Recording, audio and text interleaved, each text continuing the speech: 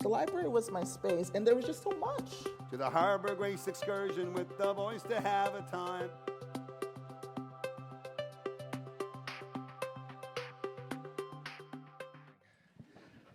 Thank you everyone so much for being here. I love the attendance. And I'm really excited to get into this conversation. The sign of how much I love a book is how much I beat up its dust cover immediately. I've had this thing for 2 weeks. It's already looks like it's been through the wash. So that tells you how much I absolutely found this book fascinating. And I'm so excited to chat about it this evening. But let's start kind of slowly. Let's get into the shallow end first. Give me an introduction. Tell me who is Renaud Camus. Well, first, good evening, everyone. I skipped over all the pleasantries. I'm so glad we're able to have this conversation. I just want to thank the Toronto Public Library and, of course, all of you for coming this evening. So Renaud Camus wrote a book that was published in 2011 that he entitled The Great Replacement.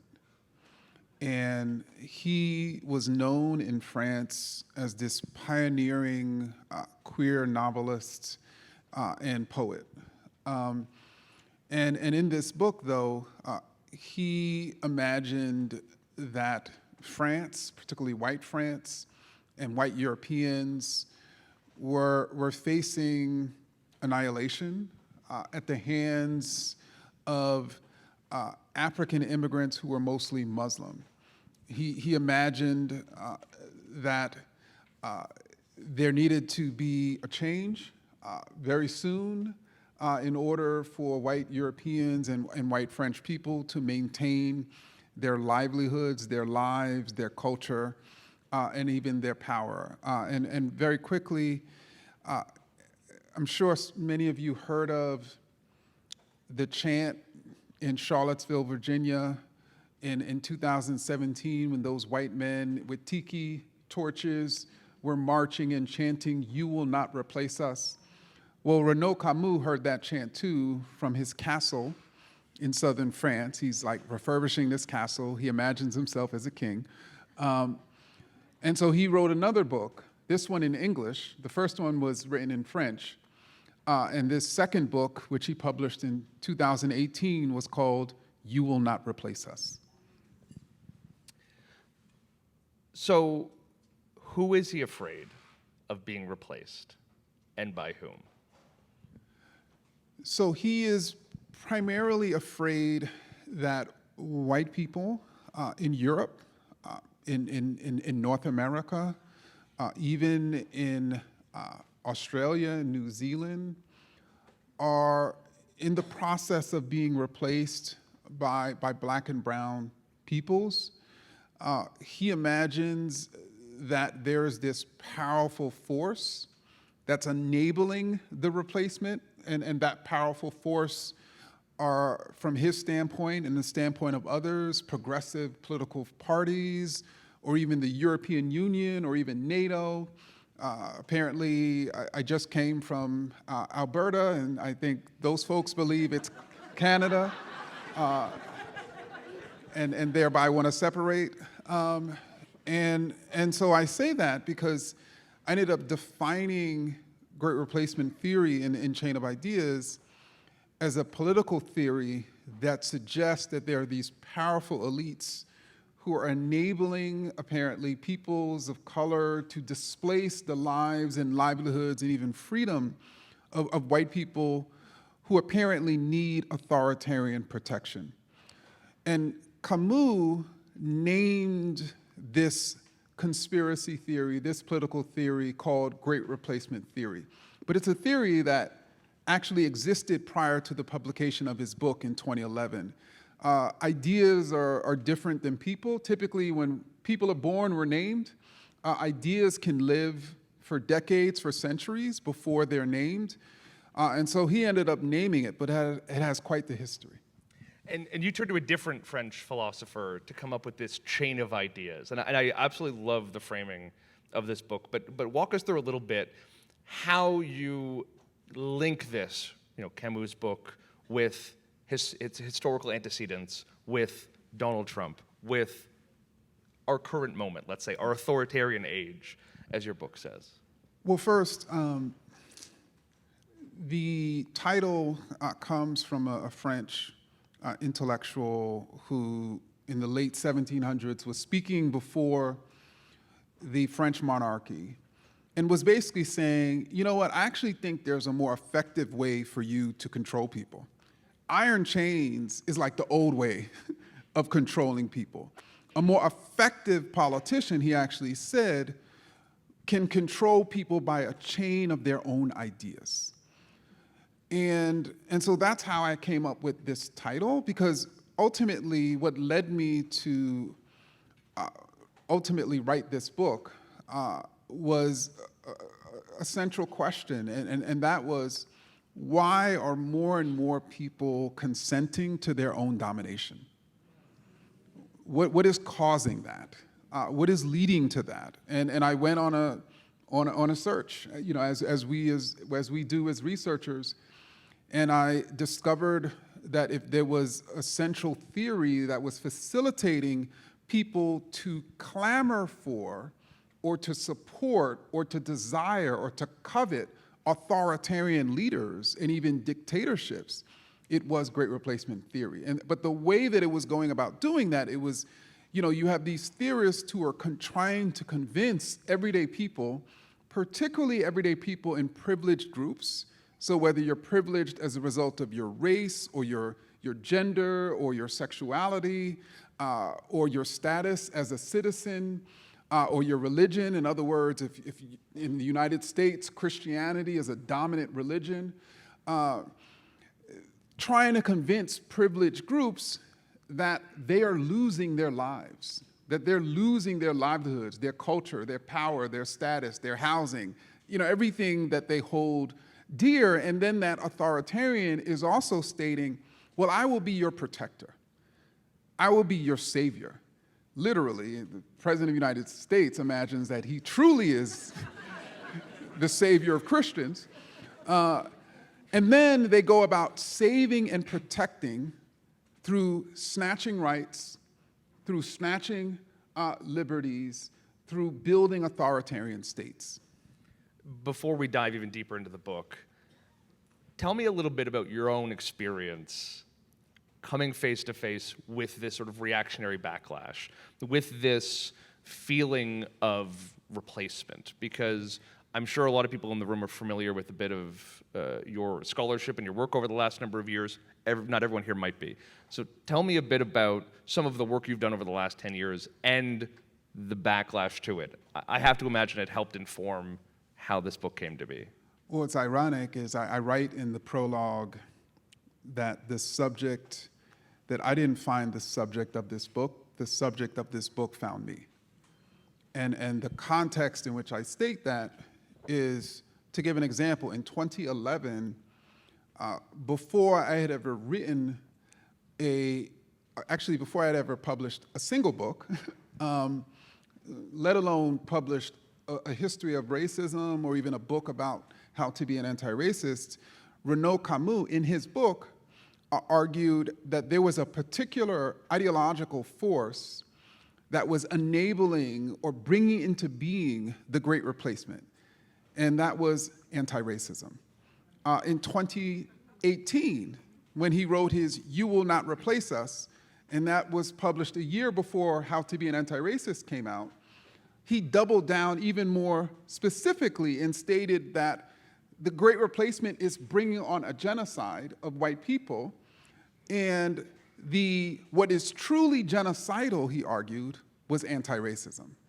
And so I published a book, How to Be an Anti-Racist, not knowing that there was literally this tidal wave, this political movement that had already been building for years to position anti-racism as anti-white, as anti-Christian, as anti-human, as genocidal, because I'm thinking I'm just writing a book encouraging people to recognize racial equality, encouraging people to recognize that we can't dismantle racism unless we actively seek to be anti-racist, trying to encourage people to respect cultural and religious difference and to level difference as opposed to assess difference from their own cultural standards, encouraging people to recognize that no one is inherently racist or anti-racist, that racist and anti-racist are not fixed categories, that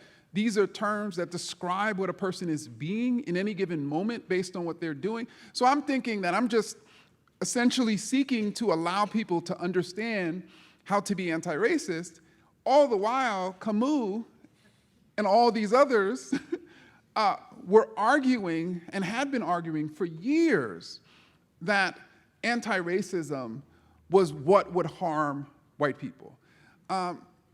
And so when I published that book, and particularly in 2020, when I started this wave of, when I recognized this wave of propaganda positioning my work as harmful, particularly to white people, I was like, where the heck did this come from?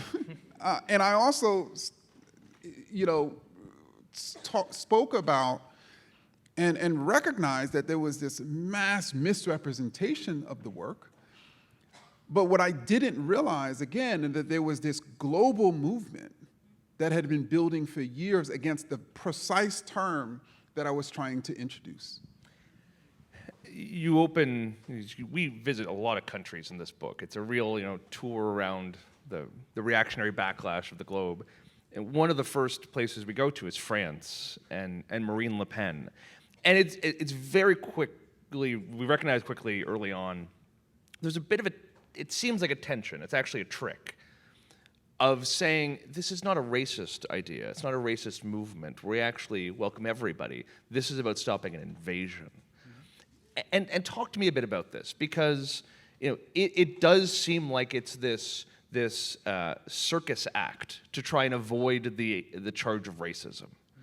But in fact, it is a very old idea that has been rehabbed, refashioned, and made quite modern. So talk to me about the sort of tension inherent in them trying to defend and deflect against this accusation of racism. Well, my suspicion, and as a scholar, I can't say this definitively, but my suspicion is that these ideologues know the history of great replacement theory.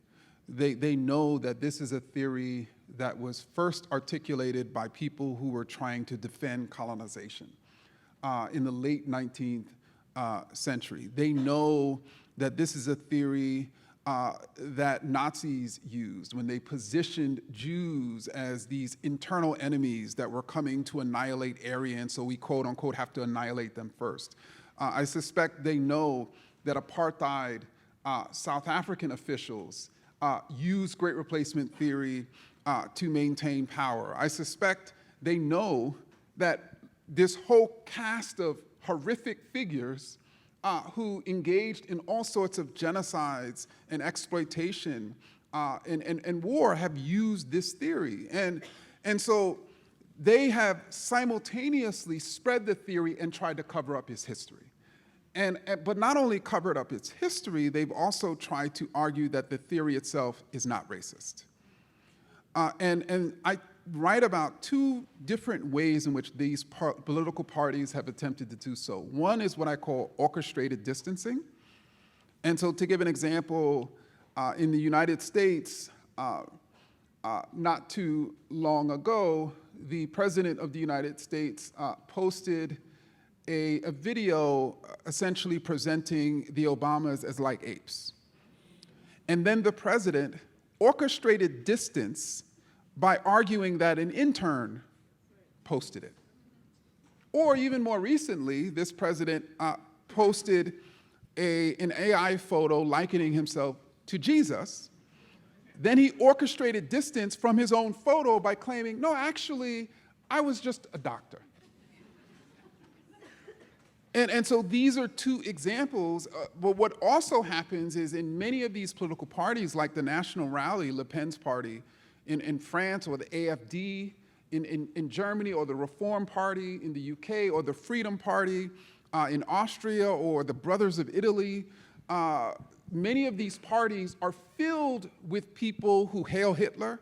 They're filled with people who say the most horrific things about black people, about Muslims, about women. And so when they say those things, it's typical for the party leader to say, they're not representative of me and the party. They orchestrate distance. So there's a constant orchestrating distance from members of the own party, from people who engage in political violence, incited by that very party, and then even from their own words and posts. And in some cases from their own family. Yes. I mean, Marine Le Pen's father, Jean-Marie Le Pen, formed the version of that party that was explicitly anti-Semitic, explicitly racist, and then she had to go through the process of pretending to distance herself from her own father. She did, and even French journalists call it de-demonization, literally, because they've witnessed, essentially, Marine Le Pen try to distance herself from her own father, who founded her party, with people who collaborated with Nazis when they occupied France. In the same vein, the current president of Chile, who used Great Replacement theory across multiple years to essentially claim power, was a huge supporter of Pinochet, Augusto Pinochet, who was one of the most murderous dictators in Latin American history, and his own father, who was a lieutenant in the Nazi army, and a card-carrying member of the Nazi party. Or even in the case of Giorgia Meloni, who's the current prime minister of Italy, whose party was originally called the Italian Social Movement. And that was named after the Italian Social Republic. That was the name of Mussolini's, the Mussolini/Hitler political entity in northern Italy during the last 2 years of World War II. So Mussolini was essentially jailed. Hitler sent in some Nazi troops to free him, set up a puppet state in northern Italy, empowered it with Nazi troops, and called it the Italian Social Republic, which was then renamed the Italian Social Movement, and now that's called the Brothers of Italy. And Meloni is distancing herself from her own party's history. I'm not a fascist. I promise we'll try to end on an optimistic note. I'm going to do my absolute best. But one of the most fascinating things about this is that you would not imagine that a racist conspiracy theory like the Great Replacement theory could be globalized. Yet globalization is a very weird thing. And this book brings us to a lot of strange places, including Canada, which we're going to come back to in a little bit. But we wind up in India, watching Narendra Modi do a version of this, setting up Muslim immigration and the Muslim community in India as replacers of the Hindu majority. We see it in South America, in El Salvador, in Chile, like you mentioned. We see it straight across Europe. We see it in Russia. How is it that a theory that is so sort of intrinsically colonialist, so inherently European, becomes so effectively globalized? Is this something inherent about who we are as people, that we're inclined to fear the other? Or is there something about technology, about society where we are right now that makes this possible? Is it both?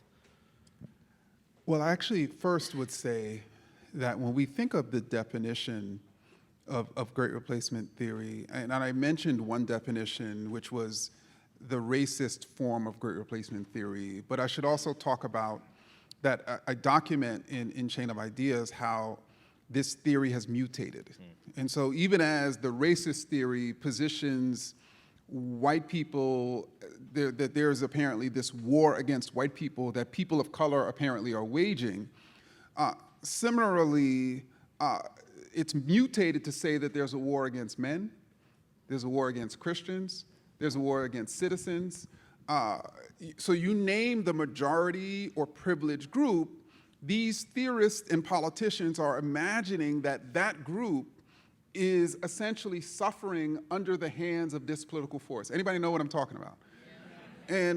And so it has mutated to the point in which I had to create a more general definition for Great Replacement theory, which is this political theory that suggests that the powerful elites are enabling disadvantaged groups to displace the lives and livelihoods and freedom of privileged or majority groups who apparently need authoritarian protection. So if we think of that definition, there are three major parts. First, that there are these powerful elites. Second, that there are these apparently disadvantaged groups, that is then replacing the what? Privileged or majority groups. Every nation in the world has disadvantaged groups, has privileged groups, have minority groups, have majority groups. And so that is then how this theory can literally be applied to any demographic setting. And I think that's one of the ways in which it's spread. So you mentioned in India, as an example, with the Hindu majority, apparently is the privileged group that's being displaced by the Muslim minority. Or even nearby in China, the current president is imagining that the Han majority is being displaced and replaced by the tiny Muslim minority, and he's literally been forming concentration camps, to keep them away, apparently, from poisoning this majority. And so I think that's one of the reasons why it's spread, certainly due to the globalizing effect of social media, in which I write about how you have these theorists in France or Canada or the United States or India who are able to project their ideas to the world, and then people are able to apply that to their own particular settings. And then I also document a series of historical events that have happened in the last 20 years that these politicians capitalized on. And these were typically events that people cannot understand what was happening or why such an event was happening, whether that was the Great Recession, whether that was COVID-19, whether that was the inflation crisis after Russia's invasion of Ukraine. So these politicians stepped in and said, I can tell you what's happening. The reason why you're struggling and can't get jobs in this recession is because the government is giving all the jobs to the Muslims or to the black people, or to the immigrants. The book, I think, very happy to see the book, deals with the most intense and horrifying use of this kind of conspiracy theory, which of course is Nazi Germany.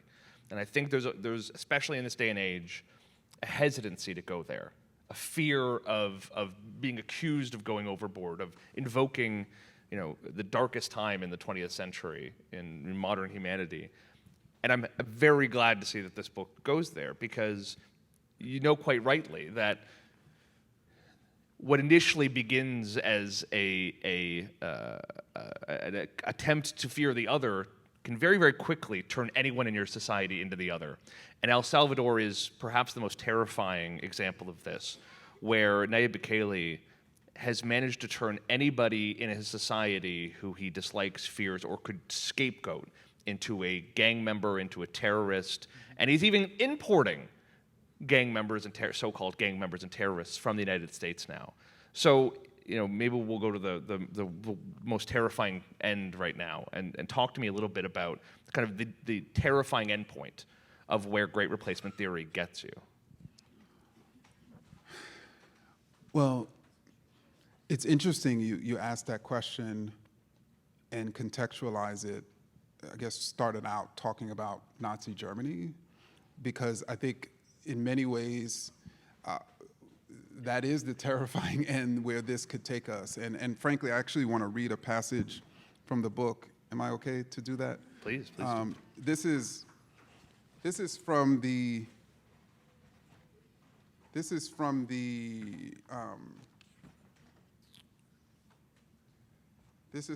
introduction. And if I could find it,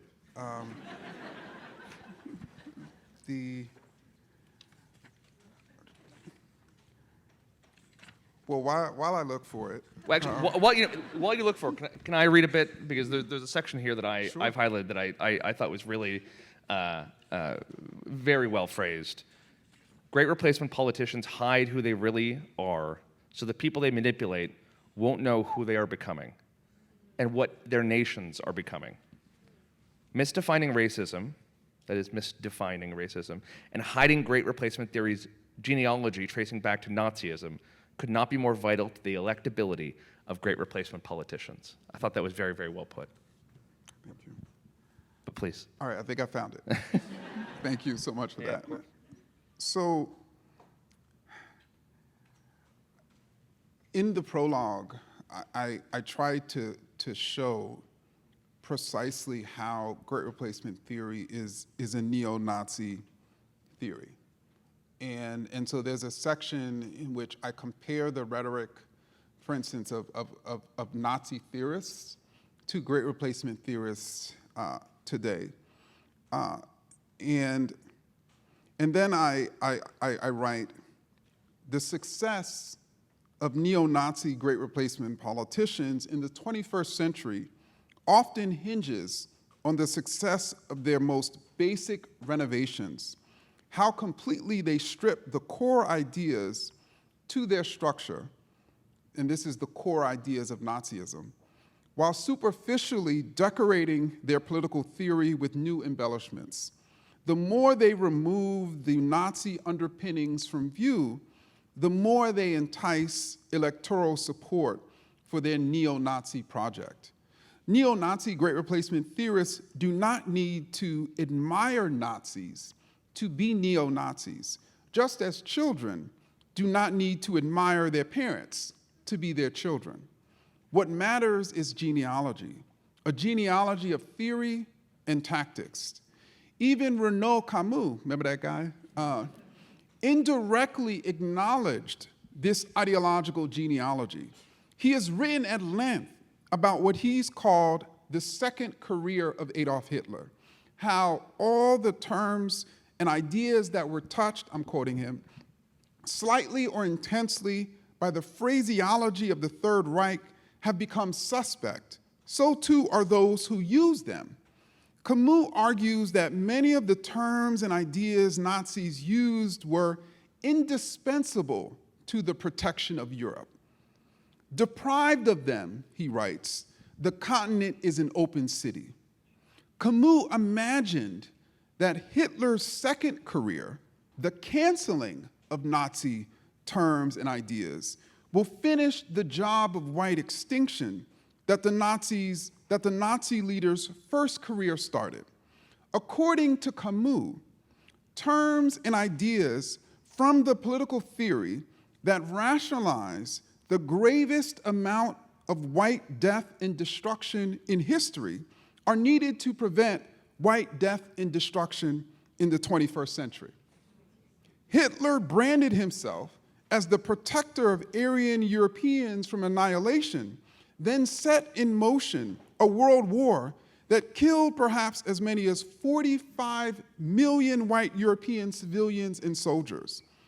When people can be made to believe that their slayers are their protectors and their likeliest allies are their slayers, an authoritarian age becomes politically possible. Oh, that's very striking. Yeah.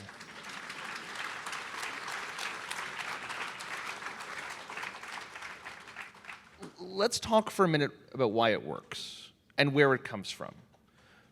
Because I think we talked a little bit backstage. There are leaders in this book who you talk about. You talk about Maloney, you talk about Le Pen, you talk about Viktor Orban. Goodbye, Viktor Orban, yeah. A little bit of good news. In Hungary. But there is a class of them who are pushing this theory, who are finding constituents and customers for it. And there's a class of those politicians who are feeling the anxiety and who are feeling this theory come up through Elon Musk's Twitter, through authors like Renaud Camus, through others, and who are adopting it and who are putting it on as a costume. But what are the anxieties that lead to this? What is particularly the white anxiety that leads to this? Is it a fear of globalization? Is it genuinely just a fear of other? Is it an innate racism? What is it that allows this theory to find such fertile soil? How much time we have? Well, first, let me say let me give the example of the United States. Y'all mind if I Let's talk about this country that I have to go back to. If you want to stay, I'm sure we'd have you. Okay.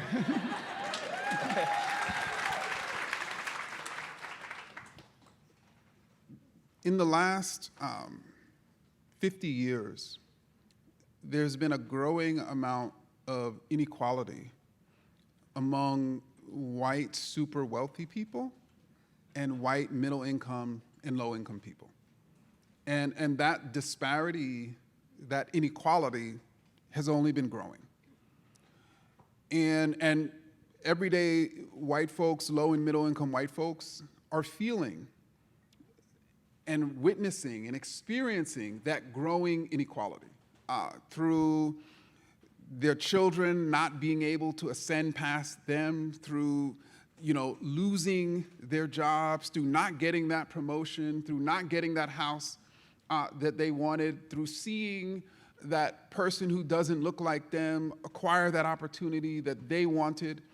And so the more that people have experienced these actual losses or perceived losses, the more the people who are actually behind those very losses have argued to those very people that you, and this is where the chain of ideas comes in, you are losing because those other black people are gaining.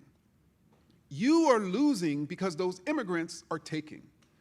You are losing because those women are seizing. And so it becomes a very simple explanation for a very complicated set of facts. But what it most importantly does is it causes those very people to not blame those who are actually causing their losses. So it becomes a huge distraction, right? And so then the more people suffer, the more they're told they're suffering at the hands of people of color. And the more they think people of color are suffering at their hands, the more they organize against those folks. And the more they organize against those folks, who are they not organizing against, right? And so I think that it is quite this simple explanation for complicated matters, and a whole host of, going back to what we just talked about, historians of Nazism similarly describe this as a theory that explained complicated historical situations for Germans. So I think that's happening. And I think that simultaneously we're living in a media age where people's biases can be micro-targeted.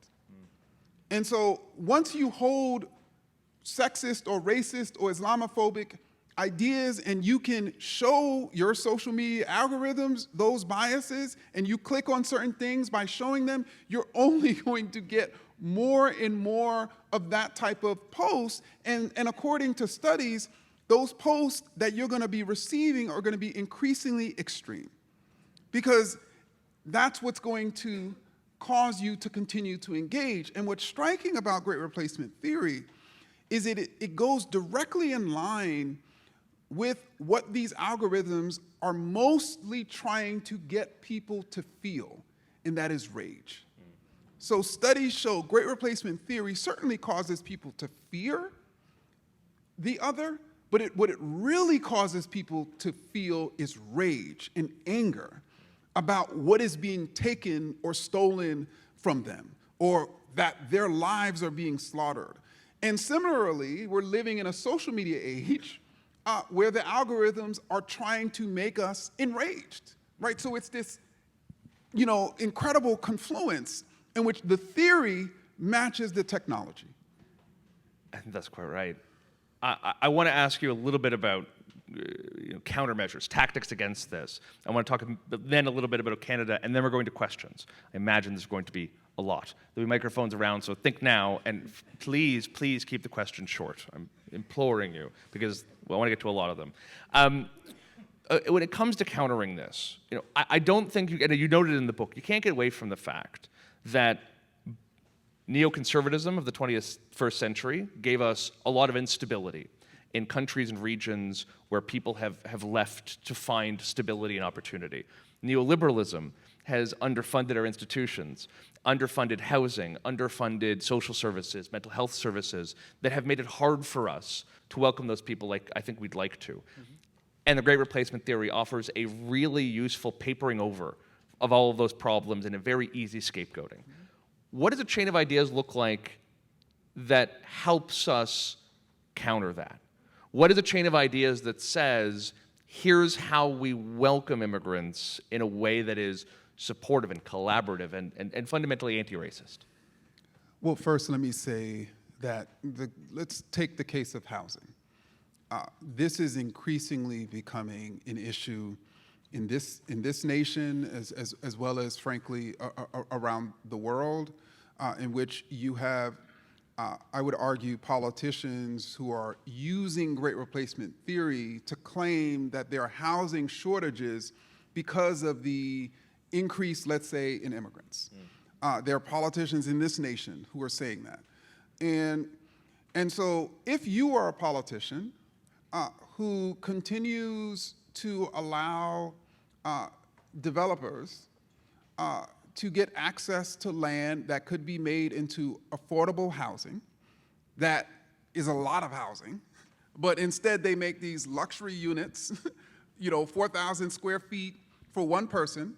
If you're doing that, right, if you're supporting the type of policies that is allowing that to happen, which then is fundamentally leading to what? A housing shortage. You're not going to want people to see your policies and your connections as the very reason why they can't get affordable housing. Instead, you're gonna blame the immigrants, right? And so I think we have to talk very specifically about what people are feeling and redirect the blame to where it should be, first and foremost.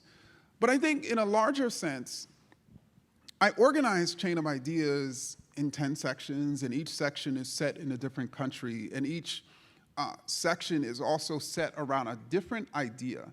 And there are 10 ideas in the Chain of Ideas, and these are really the building blocks of Great Replacement Theory. These are the elements that form this theory. A theory is a set of ideas. And I wrote the book in that way because I thought it was important to not only break down and show the lie that is Great Replacement Theory, but also show the lie of each and every element of the theory. So from the first link in the Chain of Ideas, which is zero-sum story, which is the notion that as, for instance, it's imagined some white people believe that as black people gain, they lose. That's a zero-sum idea. So it's important for people to recognize that the data actually shows what's called positive sum theory, which is that as black people gain, we gain.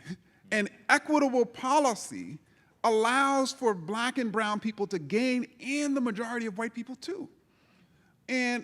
Or even the last link in the Chain of Ideas, which is the link that is the most critical, which is the idea of trying to get people to fight for privileges provided by dictators instead of power provided by democracy.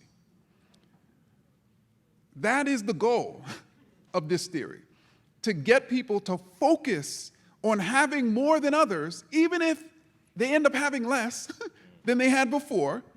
But all I want is a little bit more than those other folks. All I want is these specific privileges, and I'm willing to give away democracy, I'm willing to give away rights, I'm willing to give away freedoms, under the standpoint that I am my privilege.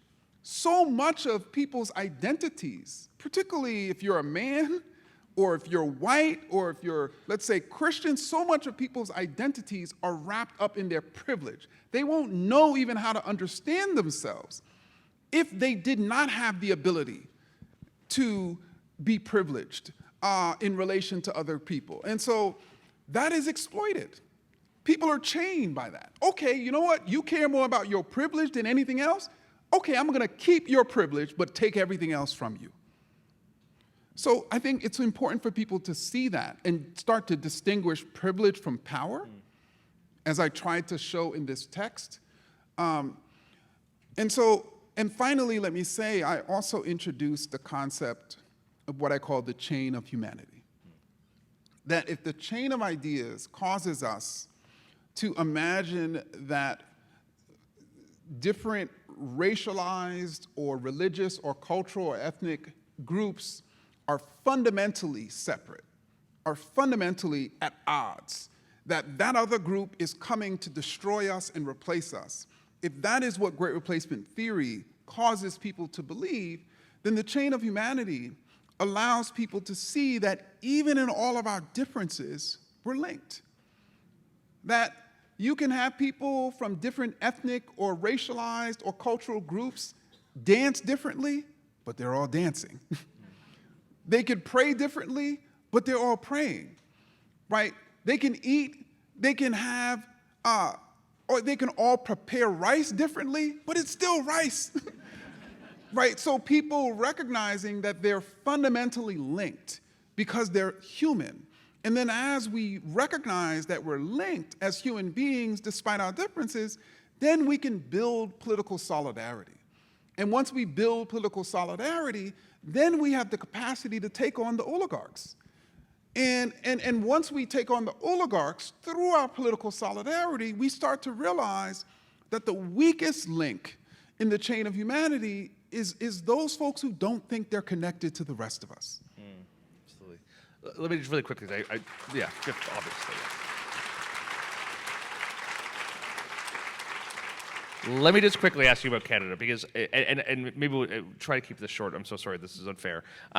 But where does this kind of go from here? We talked a little bit backstage about Pierre Poilievre, because you name him in the book as kind of amongst this milieu of leaders who use great replacement theory. And I kind of put to you that he's one who has not gone as far as others. I think you agree that he kind of winds up on the exact other end of Bukele, on the end of politicians who are trying to use it, flick at it, borrow it in hopes of getting political power. It didn't work out for him, obviously. Is there a way in which conservatism, mainstream conservatism, can sort of bring itself back from the brink, that can bring these disaffected people along? Or is it going to require a broader mobilization? We just saw it in Hungary with another conservative leader who managed to oust the great replacement theory from power. Just like in a minute or two, that's very unfair, I'm so sorry. Where does politics go? Where does conservatism go from here, having been so sort of infected by this theory? So I probably shouldn't be advising conservatives on where they should go. But what I will say is that it's one thing for people to describe, let's say, black and brown people as ignorant, as lazy, as violent. It's more extreme to argue that those people are coming to destroy us. And I think so great replacement theory has taken old racist ideas to their extremes. And so I wouldn't say, well, maybe they should just go back to saying black people are lazy, right? Because I'm not gonna sort of endorse that, but I just wanna give a sense of that it's not as if that previous, let's say, conservative movements were void of racist ideas. What I'll also say, to Poilievre, and just to think about this more broadly, is one of my main arguments in Chain of Ideas is that even as this theory has largely been presented as a far-right theory, I show through a tremendous amount of survey data that people who identify as center-right, center-left, even far-left, believe elements of great replacement theory. And so that is precisely how someone like a Poilievre, who isn't as extreme, let's say, as well, maybe I would disagree with that, but as someone else could still be using the theory and it be specific to Canadian politics. And so when we're reading and when we're thinking about this theory, I hope we're not thinking that's what those other people believe. Yeah. Because it truly is a theory. The reason why it's become so dominant is because it's actually been able to filter in through so-called mainstream political thought. And then finally, I'll say that what makes great replacement theory also particularly insidious is because it paves the way to dictatorships. And so you can have a conservative who is racist, but they're not necessarily seeking to create a dictatorship. And so maybe that's where they could go.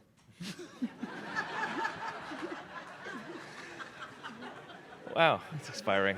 I know we have some audience.